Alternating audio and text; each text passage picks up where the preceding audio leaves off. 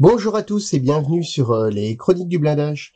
Alors on va poursuivre sur le Mustang. Alors aujourd'hui on va donc terminer le léger vieillissement, quelques petites éraillures et on va en profiter pour aussi faire la patine légère aussi de tout ce qui est train d'atterrissage, roues, pneus et réservoirs.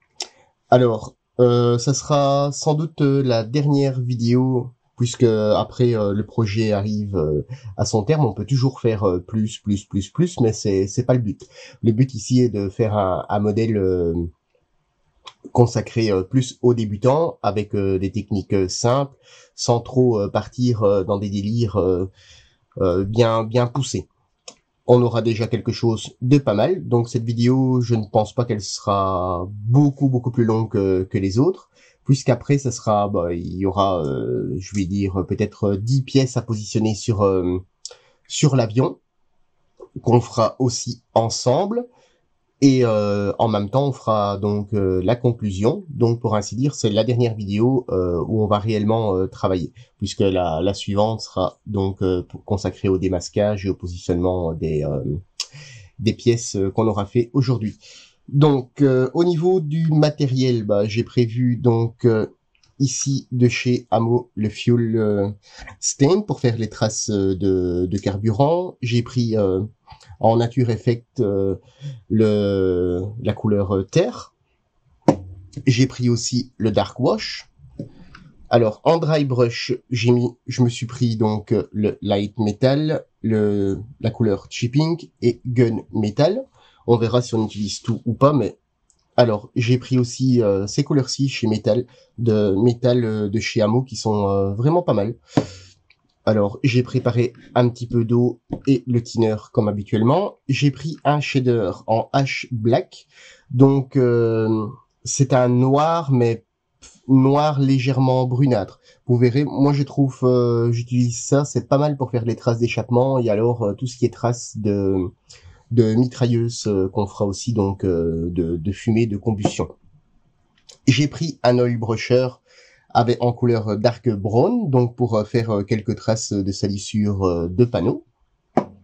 En matériel, c'est tout. Bien sûr, pinceau, comme habituellement, pinceau, un papier absorbant. Alors, j'ai prévu un petit morceau d'éponge si jamais on en a besoin.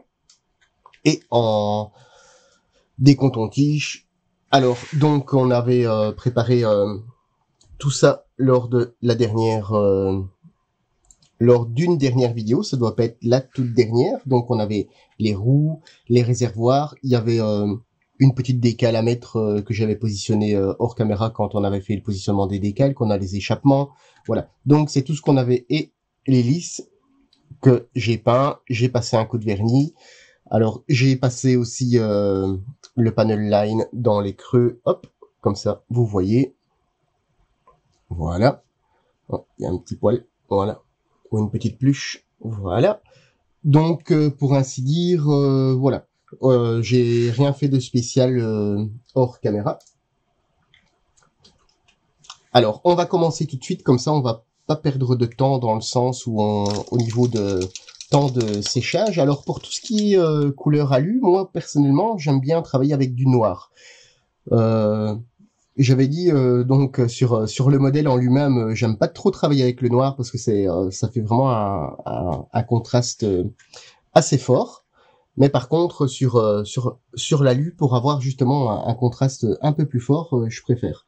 Donc voilà, comme la même chose. Alors si on positionne directement dans les creux et autres, ça évitera un petit peu de travail par la suite. Et en même temps, ça ternit un petit peu la couleur alu qui est vraiment très belle. C'était la Michel modèle qu'on avait appliquée.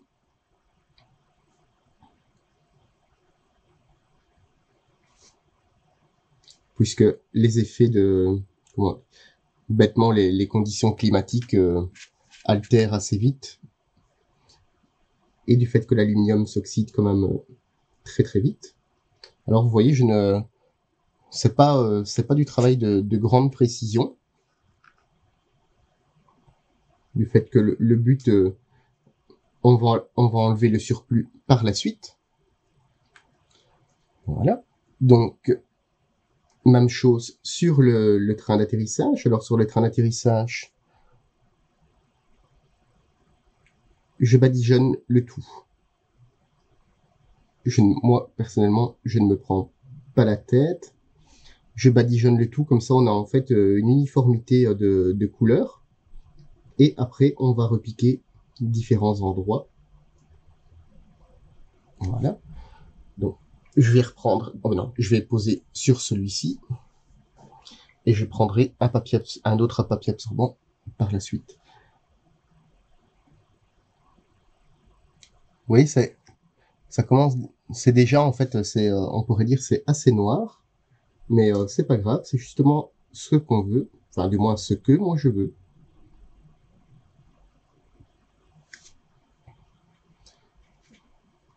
Ici, on a notre petite roulette de queue, même chose.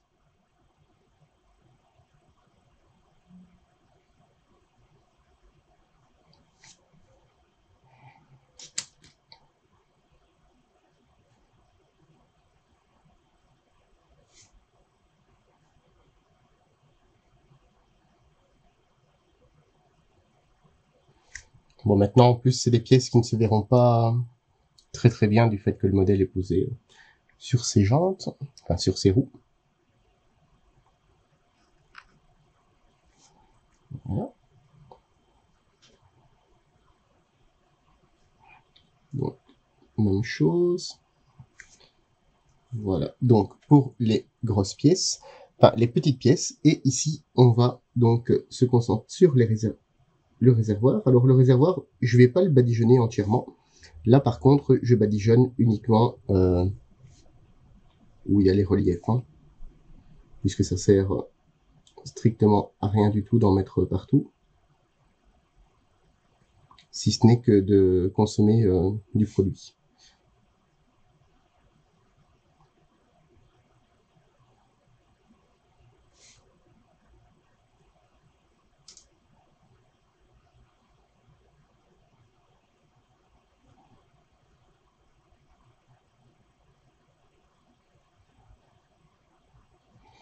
Voilà, vous voyez, on va laisser sécher ça. Alors, je vais prendre quelque chose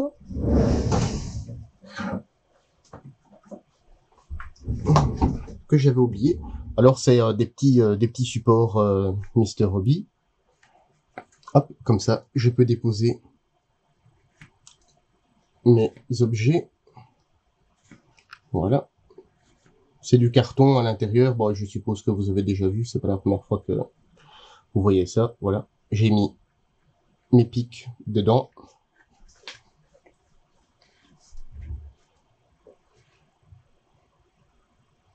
Et on refait la même chose donc sur l'autre réservoir.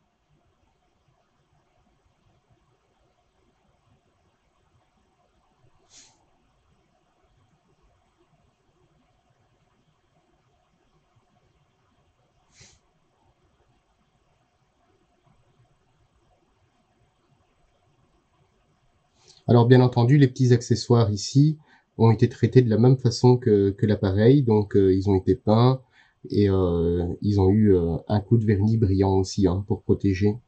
Je ne sais pas si je l'avais dit ou pas. Voilà. Donc pour nos petits accessoires couleur alu, c'est terminé. Donc on va faire un petit nettoyage. Aujourd'hui, il y a beaucoup de choses sur le plan de travail, ça change habituellement.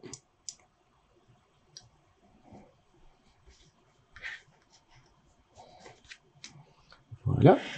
Alors, on va prendre donc nos pneus.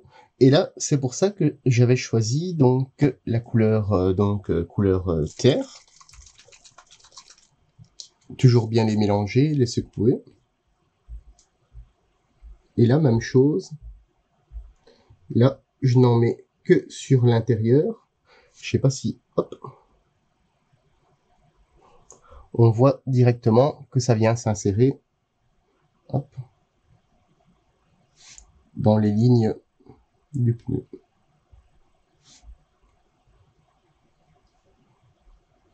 Du fait qu'on a une très belle une très belle maquette avec une très belle gravure. Ce serait bête de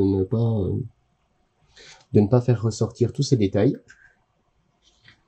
Alors, avant d'oublier, je vais prendre la roulette de queue, même si il n'y a pas forcément de très grosses gravures. Voilà.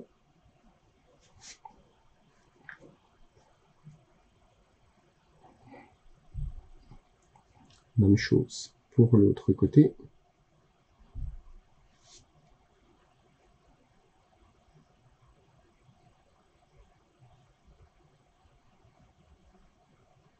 Voilà.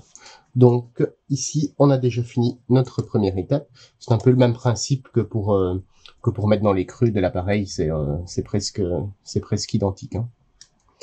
Alors, pour nos échappements. Alors, moi j'avais prévu. Donc, je me suis dit, l'échappement, il ne rouille, donc il ne rouille pas vraiment du fait de la chaleur. Donc, mais par contre, il ne reste pas forcément noir ni très brillant. Donc, je l'ai peint en noir pour avoir une sous-couche. Je vais prendre donc le chipping, donc qui est la couleur chipping, qui est une couleur brunâtre, et je viens donc brosser légèrement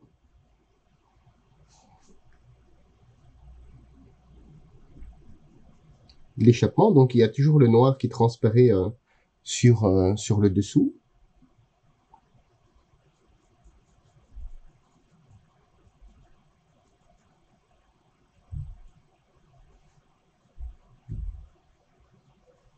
Voilà. Oui, ça va relativement vite. C'est des petites étapes. Voilà. Et alors, pour recréer un petit peu ce métal, puisque je ne pense pas que ce soit réellement du métal, c'était peut-être, oui, c'est du métal, mais c'est pas du métal brut. Ça ne doit pas être de l'aluminium, autrement il aurait fondu. Mais ça a quand même un aspect, j'ai regardé par rapport à des photos, c'est pas forcément mat, donc je pense que ça doit être un métal un peu plus résistant. Voilà. Donc, et là, je prends le gun métal. Et là, je viens repasser, mais uniquement, en fait, sur le dessus. Pour récupérer un petit peu cet aspect brillant métal. Et avec le brun qui est en dessous, ça va faire un peu métal brûlé, quoi. C'est ce que je veux, en fait. Donc, hop, je sais pas si on s'en rend compte. Vous voyez, on voit que ça brille légèrement. Donc, c'est un petit pinceau que j'ai coupé vraiment pour qu'il soit très court et qu'il soit assez dur. Et ça permet de bien faire ressortir les reliefs. Donc ici, nos échappements, ben voilà, en fait, ils sont déjà terminés. C'est déjà vite fait, bien fait, on va dire. Alors, je vais prendre donc notre hélice. Donc notre hélice, bien sûr, a été peint en les couleurs préconisées. J'ai passé aussi un coup de vernis brillant comme toutes les autres pièces. Et alors, bien sûr, les pales d'hélice ont toujours tendance à avoir des petits coups en alu. Et pour ça, donc, je vais prendre, hop, dans l'autre sens, voilà, un petit bloc, un petit morceau de mousse. Voilà. Et là, je prends donc la couleur donc light metal, donc une couleur alu. Et là, je viens tapoter un petit peu sur la couleur, vous voyez. Vous pouvez très bien aussi le faire avec une couleur, avec réellement de la couleur. Hein. C'est pas nécessairement obligé la couleur, le dry brush. Donc, alors j'enlève un maximum un maximum de peinture qu'il y a sur mon éponge, juste pour laisser un tout petit peu. Alors, bien sûr, l'hélice, elle a toujours un sens du fait que l'hélice, elle est courbée dans ce sens-ci, donc elle tourne par là, donc pour compresser l'air sur l'arrière. J'espère que j'ai été compris. Et alors, donc vraiment sur la tranche, on vient tapoter un petit peu et on peut même déborder légèrement. Vous voyez, ça reste très léger, voilà.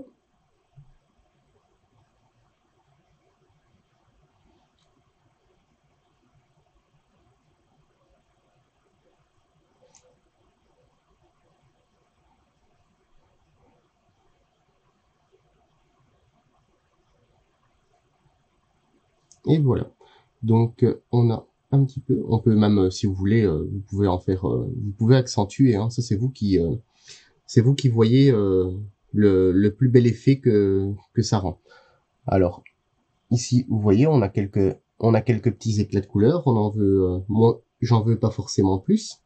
Donc on va s'arrêter là. Donc notre hélice est, pour ainsi dire, presque terminée.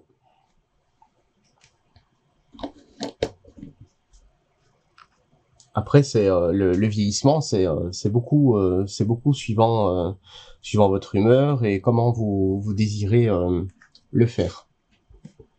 Alors, je vais ranger un petit peu avant que tout ne tombe.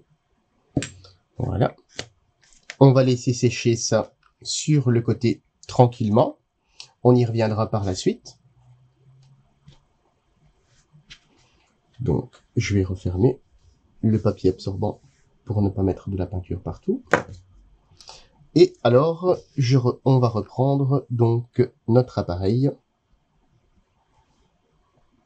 Et donc, on va regarder un petit peu ce qu'on peut faire pour faire un petit peu d'éclat de peinture. Je vais déposer un petit pot, le voilà.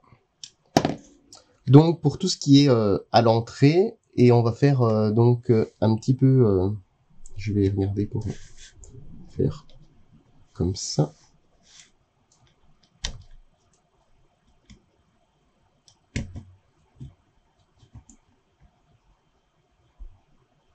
Voilà. Pour que ce soit un peu plus visible pour vous. Donc, pour faire un petit peu tout ce qui est légères éraillures sur la carlingue, enfin du moins sur donc les montants, et on va voir un petit peu ce qu'on va faire. Donc encore une fois assez léger. Là je prends par contre la couleur donc que j'avais présentée au début, la couleur aluminium de chez Amo en acrylique, et je prends un petit pinceau, c'est un 5-0, donc il est pas si petit que ça. Là j'ai positionné dans un petit godet comme je l'avais déjà fait la dernière fois, même chose. Comment dire, hop, voilà. J'enlève un petit peu sur mon papier absorbant, justement pour ne pas avoir une trop grosse couche. Et alors, on peut commencer donc.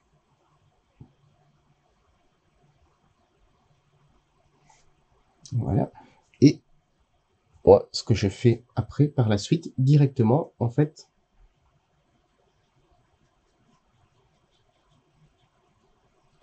je viens frotter un petit peu avec un coton-tige pour dire de ne pas pour ne pas que ce soit trop fort en fait. Donc si jamais vous en mettez de trop, n'ayez pas peur de prévoir un petit coton-tige ou autre pour dire de... Vous voyez, on a fait quelques petites éraillures ici, on peut en faire un petit peu. Voilà. Donc c'est maintenant, ça c'est des phases qui sont pas forcément obligatoires. Hein.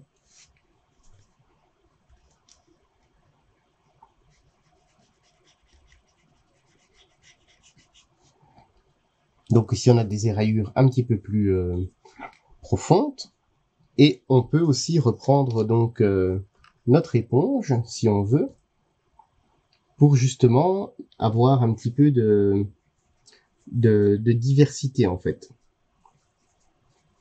Puisque les éraillures, elles sont pas toujours toutes les mêmes. Hop, voilà. Et là, hop, l'éponge est un petit peu grande. Je vais la couper.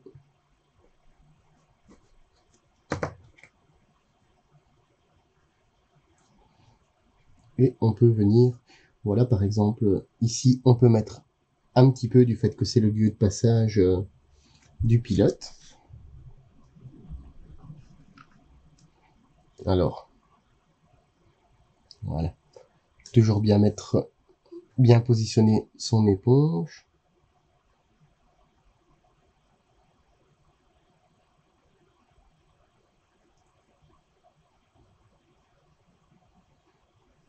Vous voyez, c'est subtil. Maintenant, voilà, après, chacun ses goûts, hein. C'est pas forcément obligatoire ou autre.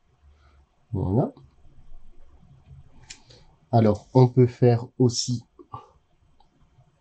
légèrement donc les bords d'aile, un tout petit peu, vraiment très très léger, juste pour dire de casser un petit peu la monotonité. Donc, voilà.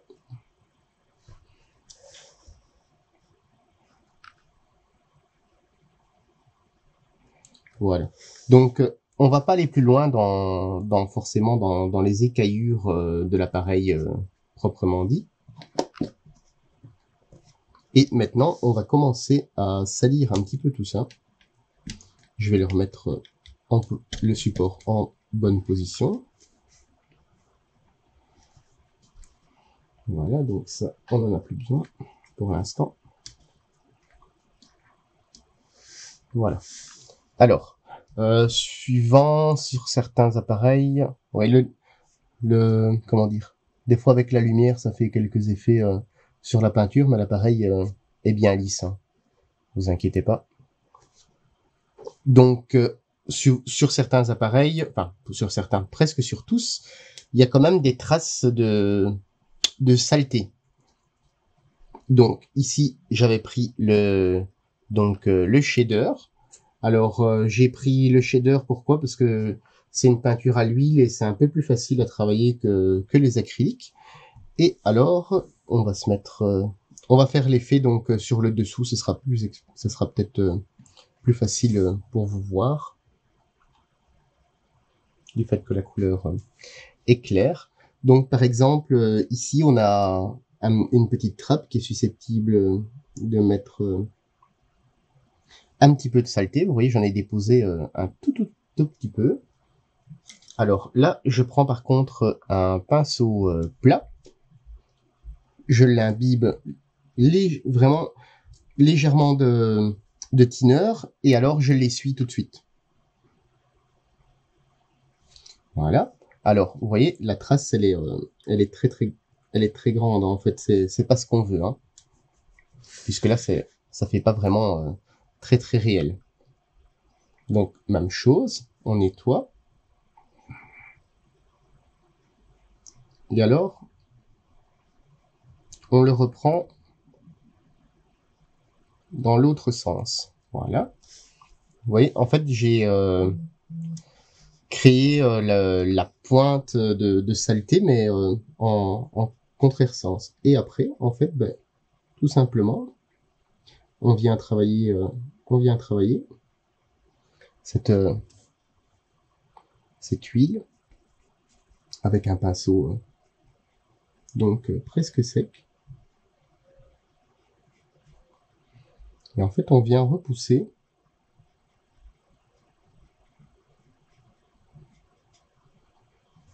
oui, c'est pas, on veut pas faire enfin, moi je ne veux pas faire un appareil complètement déglingué, hein. Donc on peut accentuer plus l'effet, mais c'est pas ce qu'on veut. Alors ici on a de nouveau une petite trappe. On peut faire la même chose, comme ça vous voyez encore, vous voyez, en fait j'en dépose vraiment très légèrement, hein. Je reprends mon pinceau.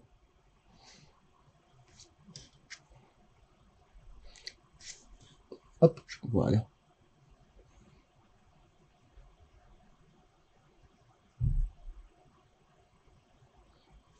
Oui, en fait, je l'étire bien en premier lieu.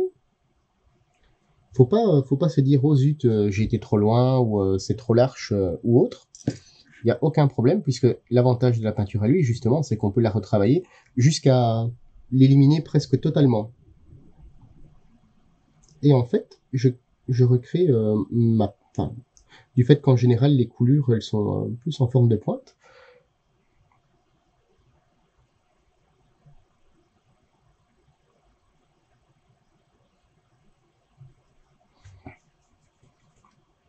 Et après, si vous voulez, vous pouvez même reprendre un pinceau beaucoup plus fin, et vous pouvez même retravailler donc vraiment beaucoup plus finement la peinture à l'huile, quoi. C'est vous qui voyez vraiment ce que vous voulez.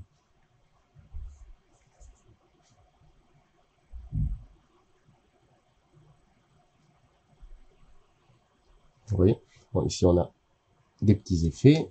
Alors on peut faire la même chose donc sur le capot moteur. Voilà, on peut faire ces effets-là un petit peu partout. Donc le capot moteur, on va faire une petite pointe ici. Voilà, on va faire quelques petites pointes. Je vais regarder si on voit mieux, peut-être comme ceci.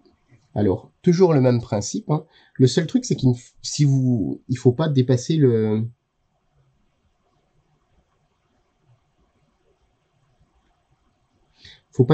panneau que vous avez délimité, quoi.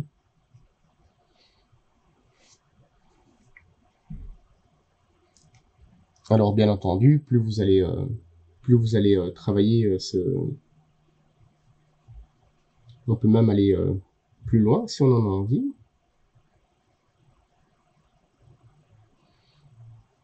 On peut laisser un peu plus sale sur le dessus. Oui, c'est pas très très compliqué. Hein. Le seul truc, c'est que à l'acrylique, honnêtement, enfin, moi personnellement, j'y arrive pas. Après, c'est question de choix.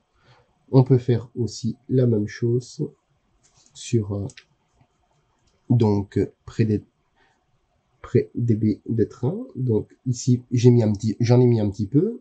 Je l'étale un petit peu. Voilà, je tapote. Le fait que ça, c'est vraiment uniquement de la salissure. Hein. C'est pas de la dégradation de l'appareil. Hein. Et même chose. Oui. J'en fais des plus courts, des plus fins.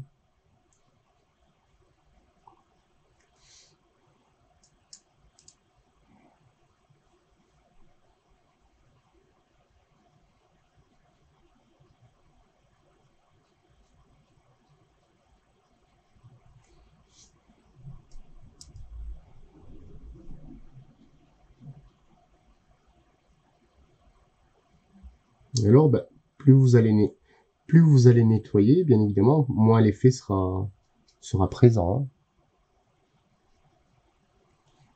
Voilà. Alors, on peut le faire aussi donc on va faire sur un panneau du dessus. Donc on va prendre par exemple ce panneau ici, on va faire un petit peu ici, un petit peu là.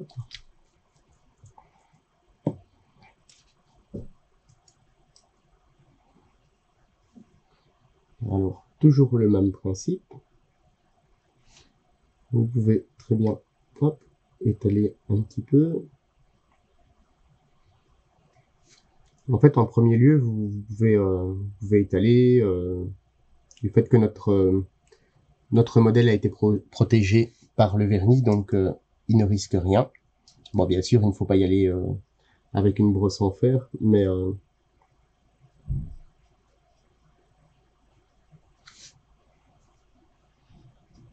et si je veux raccourcir, alors je vais dans l'autre sens.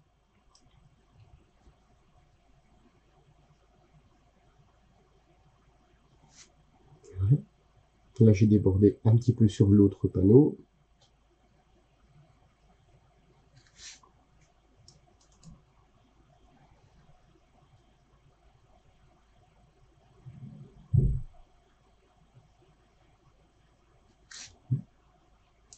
Toujours à chaque fois, bien rincer son pinceau. C'est vraiment essentiel.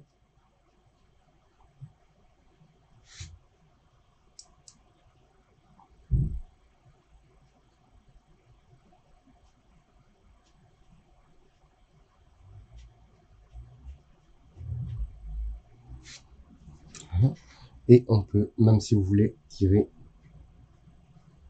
Alors le pinceau, il fait vraiment que frôler la pièce. Maintenant, c'est des effets qui sont assez subtils. Et en plus, sur le verre, ça se voit un petit peu moins. Voilà. Donc, au niveau de l'appareil, vous voyez, ici, ça commence à sécher. Les effets sont quand même pas mal. On va pas forcément faire beaucoup plus sur notre avion. Par contre, sur notre hélice, donc l'hélice, ça vieillit. En fait, au niveau des intempéries, c'est assez sali. Donc, même chose. Donc là, c'est vraiment encore plus subtil. C'est pas du tout obligatoire. Alors, pas oublier, bien sûr, les deux côtés.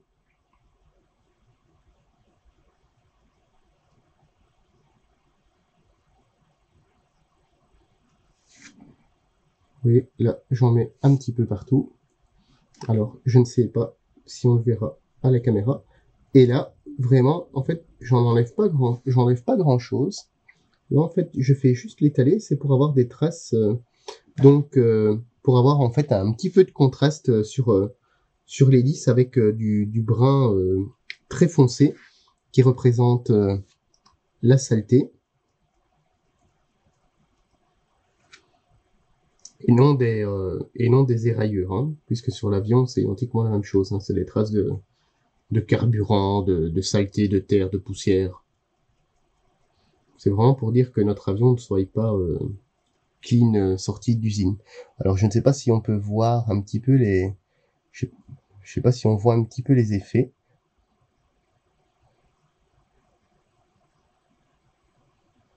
Voilà. On peut même en faire un petit peu sur le capot du moteur. Voilà. Donc pour notre le vieillissement à proprement parler de l'appareil est presque terminé. Je vais regarder si c'est presque sec sur les pièces.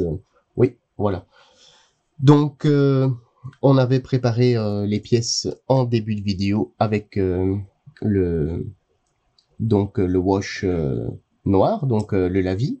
Vous pouvez très bien les faire vous-même. J'ai eu quelques demandes, bien sûr. Tous les lavis, tout ce qui est produit tout prêt, vous pouvez tout faire vous-même en fait. Hein. Moi, c'est une question de facilité, c'est une question aussi d'avoir une certaine uniformité du fait que, par exemple, je ne travaille pas tout le temps. Par exemple, je vais faire aujourd'hui une jambe de train et par exemple peut-être dans 2 jours je vais faire autre chose mais sur le même appareil. C'est une question d'uniformité, tandis que quand vous faites vos mélanges vous-même, ils peuvent avoir une légère différence de teinte. Et alors ici on prend avec un pinceau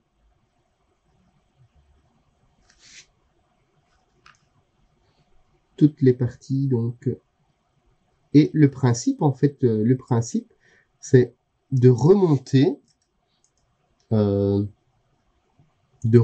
donc le wash dans les creux. Vous voyez, en haut, en fait, je l'ai relevé vers l'ourlet, et en bas, je l'abaisse vers, de nouveau, le bas de la jambe de train, quoi. En fait, c'est ce principe. Il faut enlever sur les parties les plus voyantes pour rassembler pour rassembler en fait le surplus de matière dans les creux et dans les endroits un peu moins accessibles. Sur des pièces un peu plus complexes comme celle-ci, l'idéal c'est avec un plus petit pinceau. Donc vous voyez, hop, voilà. Oh. Je ne sais pas si on va bien voir. Voilà, au niveau de la différence. Donc, un côté a été traité et l'autre n'a pas été traité. Alors, je vais prendre le train arrière. Donc, même chose. Ici, on verra peut-être hop, un petit peu mieux. Donc, on voit vraiment que ça a bien séché. Et je viens, en fait,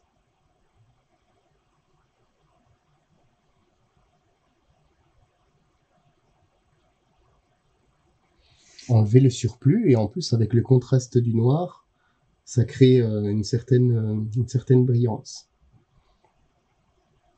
Alors, il faut toujours bien rincer son pinceau et toujours bien l'essuyer pour enlever justement le surplus, parce qu'autrement, si vous ne faites pas ça régulièrement, en fait, le traitement, ça sert à pas grand-chose, parce qu'en fait, vous l'enlevez d'un côté pour le remettre de l'autre. Donc, il faut toujours bien avoir un papier absorbant avec du diluant, propre de préférence.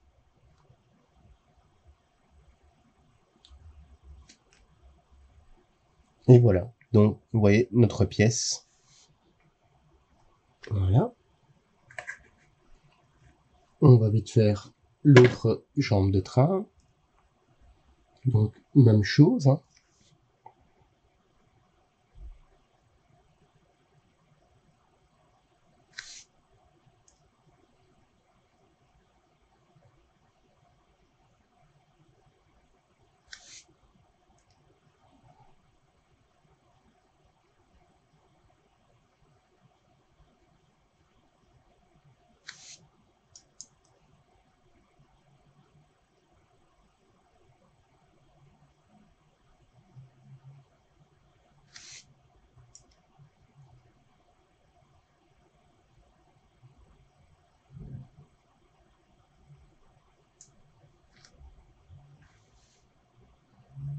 Voilà.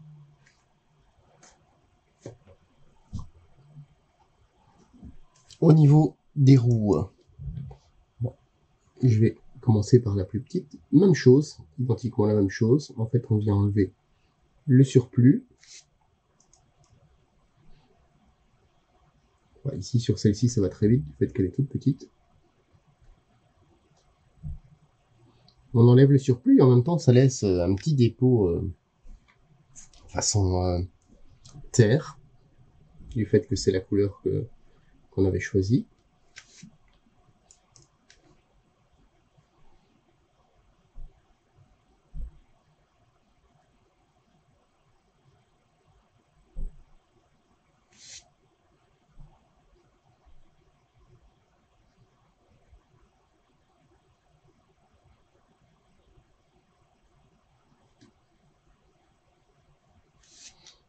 Vous voyez, tout reste bien dans les creux. Bien sûr, mon pinceau est presque sec, hein. Si vous faites ça avec un pinceau un peu trop imbibé, d'office, vous allez enlever aussi tout ce qui est dans les creux, hein. Après, on peut très bien prendre un coton-tige et on peut même venir frotter.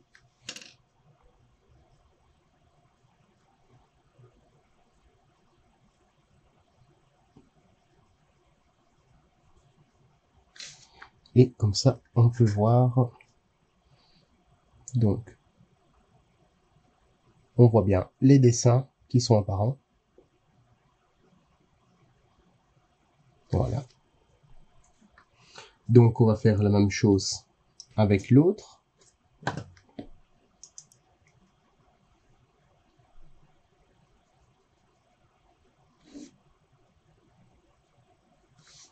Maintenant, comme j'ai fait, hop, vous voyez, une fois que vous avez frotté, vous pouvez venir frotter avec votre coton-tige.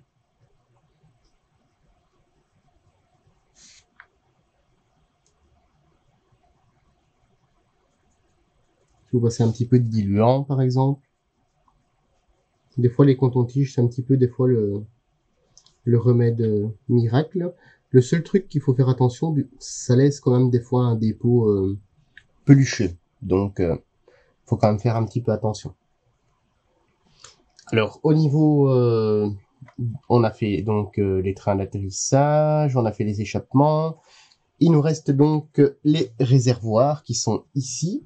Et logiquement, du fait que ça a été peint en brillant, je pense que, voilà, juste en frottant, en fait.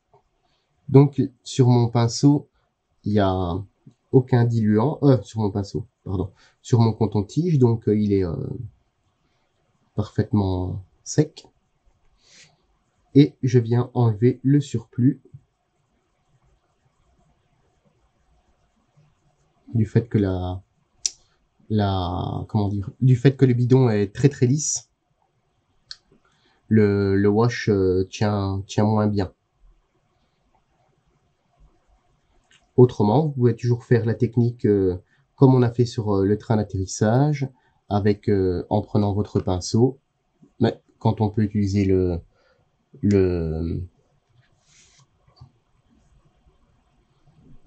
un coton-tige, des fois c'est un petit peu plus simple.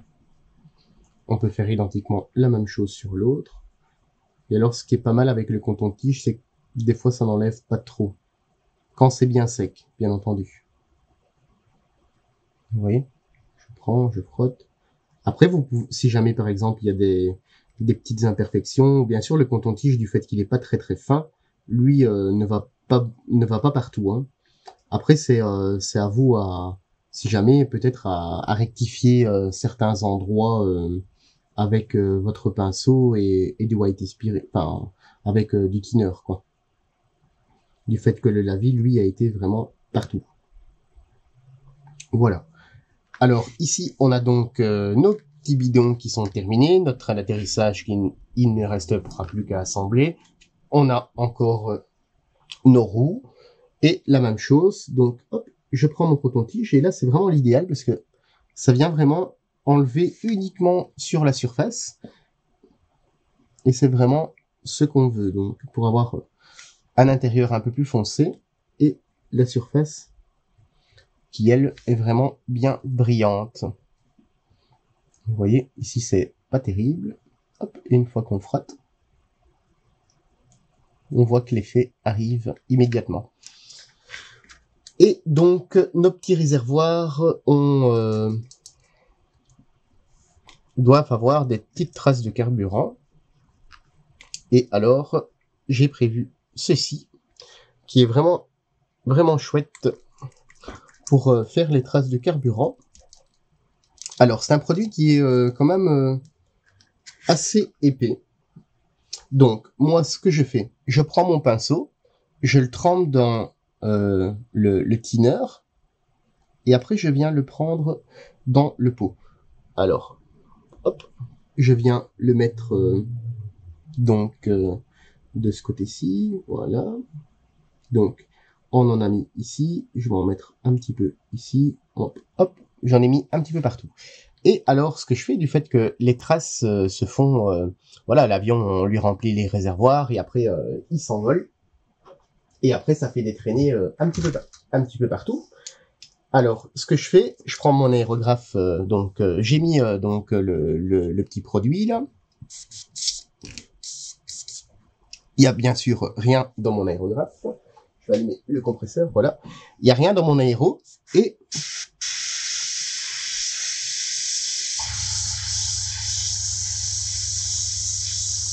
alors je viens souffler et alors ça vient faire un petit peu les traces, bah, on va dire les traces de carburant qui ont glissé quoi. Donc hop, on remet, on peut en remettre un petit peu.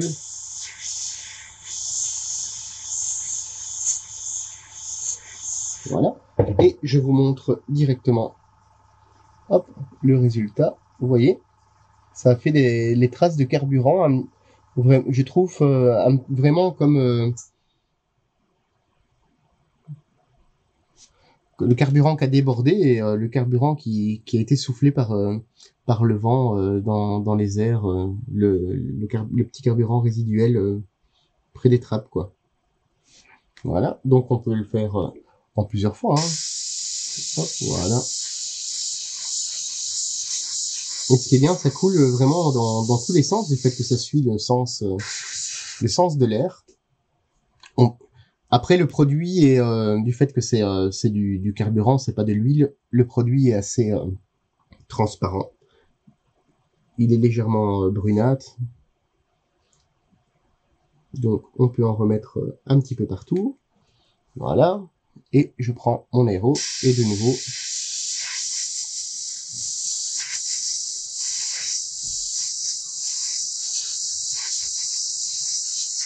et voilà. Donc, on a notre trace de carburant, je trouve assez réaliste. En plus, avec les moyens du bord, on ne doit pas se casser la tête à essayer de faire des belles traces ou autres. Alors, maintenant, cette fois-ci, notre aérographe, on va réellement l'utiliser. Donc, sur notre appareil, il y a bien sûr les mitrailleuses qui laissent un certain dépôt et les échappements, bien entendu. Alors, j'ai pris dans les shaders, le H Black, donc qui est un noir un peu grisonnant, du fait que les échappements et les tirs font des traces, mais pas vraiment noires. Donc, quelques gouttes non diluées dans mon aéro, comme c'est un produit qui est déjà très très liquide, il a besoin enfin moi personnellement j'ai jamais eu besoin de dilution. Attention, comme c'est un produit qui est très liquide, si vous tirez trop fort sur l'aérographe, vous allez en mettre, pour ainsi dire, partout. Et alors, je prends mon appareil et je prends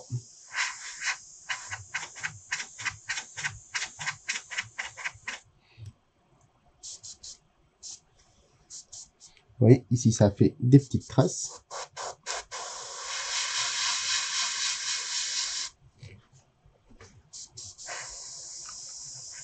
Donc c'est pas grave. Là, comme je disais, en fait, j'ai tiré un petit peu trop fort sur la gâchette, mais c'est pas grave, c'est un produit à l'eau. Donc hop, on peut l'enlever.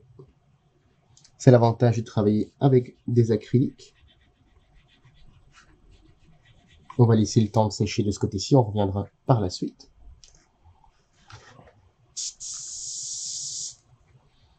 Et on va faire aussi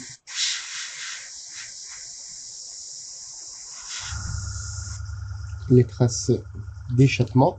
Alors, c'est un produit que vous devez mettre, pour ainsi dire, maintenant, puisque c'est un produit qui reste brillant. Donc, si jamais vous le mettez sur votre modèle qui est déjà fini, après, vous devez repasser un vernis brillant. Hein. Donc, je sais pas si vous voyez, c'est légèrement brunâtre, noir, c'est ce qu'on veut.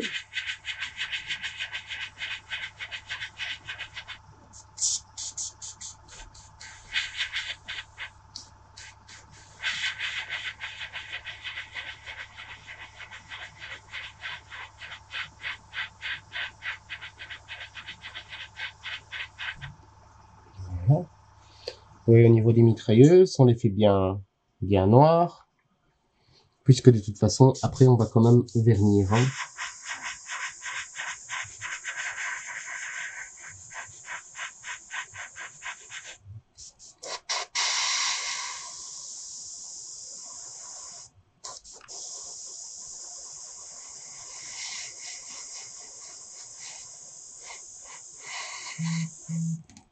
Voilà.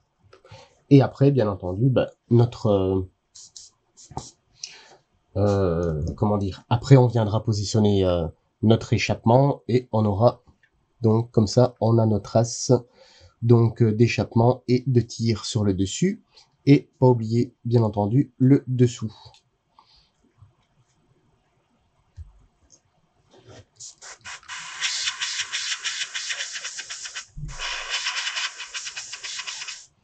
Le dessous, ça se voit un petit peu moins. Voilà.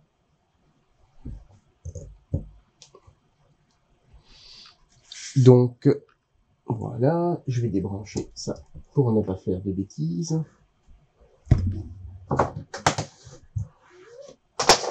Voilà, donc notre vidéo arrive à son terme. Hop, voilà.